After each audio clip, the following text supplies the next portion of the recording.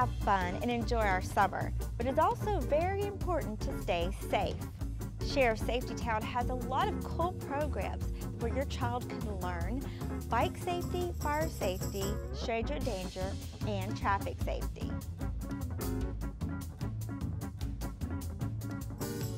Lieutenant Corbett, tell me, what does Sheriff Safety Town offer to children in the community? We offer an interactive safety experience second to none. Oh, wow. Okay. We have a partnership with multiple agencies, first responders, everything from the Shreveport Police Department, State Police, Shreveport Fire Department. We also have partnerships with schools across an 8-parish, 5 Texas county area.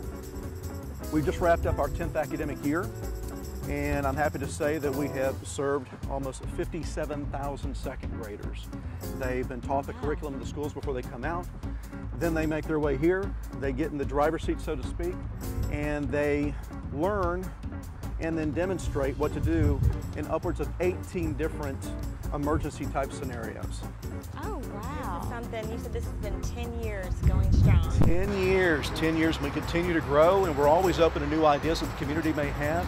Maybe there's something we have yet to touch on, and just pick up the phone, give us a call at 698-SAFE. We'll put our heads together, pencil to paper, and we'll make some magic happen. Let's say I want to enroll my child in either like the bike safety or fire safety program. Like, what would they get out of that this summer?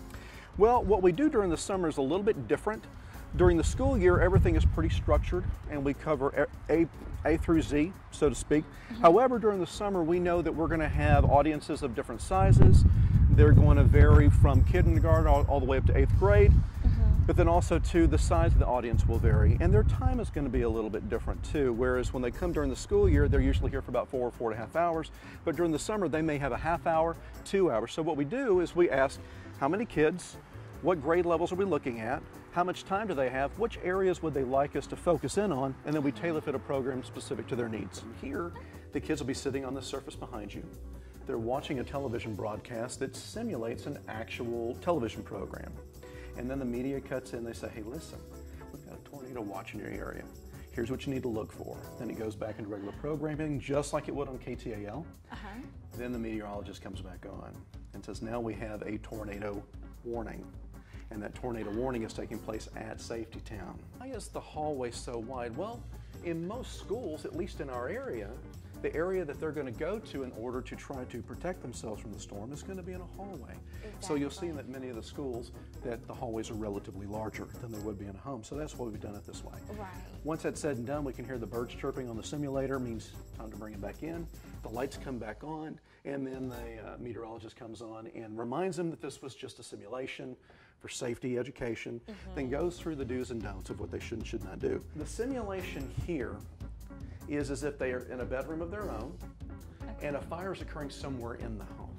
When we kick on the simulation, smoke fills the room. Now keep in mind, here it's disco smoke. It's nothing that they're going to be coughing. Sometimes they think that they really do need to cough because it's right, smoke. Of course. But the disco smoke fills the room, and it goes up, but it simulates what they would experience in a home.